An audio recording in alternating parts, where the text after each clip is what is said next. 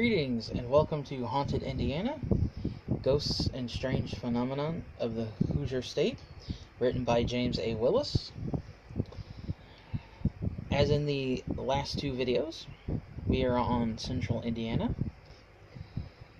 and I hope you've enjoyed these three videos as a great introduction back into doing this.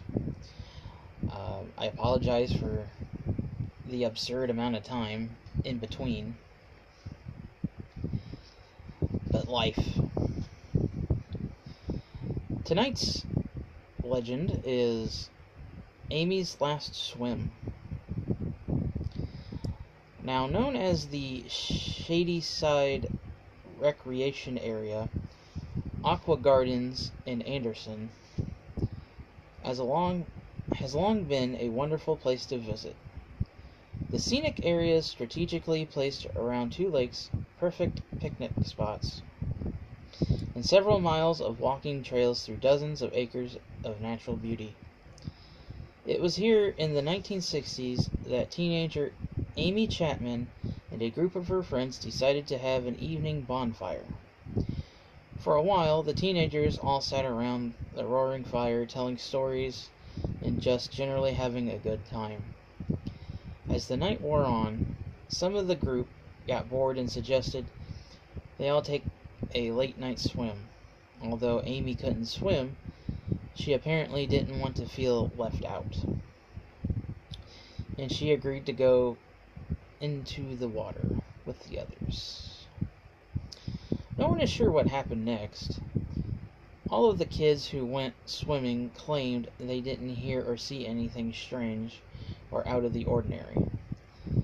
But when they all came back to shore, they noticed that Amy wasn't with them anymore. They had all seen her get in the water with everyone else, but not a single one of them saw her get out. A frantic search along the water's edge turned up nothing. So the teenagers rushed home to tell their parents that Amy was missing. Sadly, Amy's body was never found. Sadly, Amy's body was found early the next morning, floating face down in the water. After talking to the teenagers and reviewing the evidence, the police ruled Amy's death an unfortunate accident. It appeared that since Amy couldn't swim, she had simply drifted too far out into the water and drowned, all without her friends hearing a single sound. As would be expected, after Amy's funeral, people avoided the area.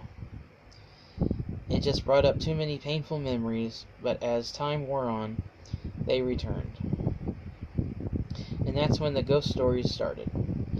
People began seeing Amy's ghost, still soaking wet, at the water's edge, and she's still seen to this day. Sometimes her ghost just stands there, silently looking out over the water. At other times, she is literally floating above the water.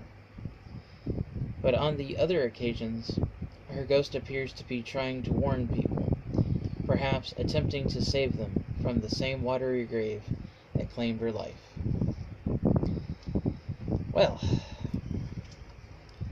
next time I'm in Anderson, Indiana, I got a few places to check out. I hope you've enjoyed this. If you did, please give it a thumbs up if you liked it. If you want to get caught up on previous episodes, head on over to my channel. And if you're new, check out the playlist, and if you're curious about anything else I do, feel free to check those out. And if you wish, feel free to subscribe, because all my subscribers are awesome.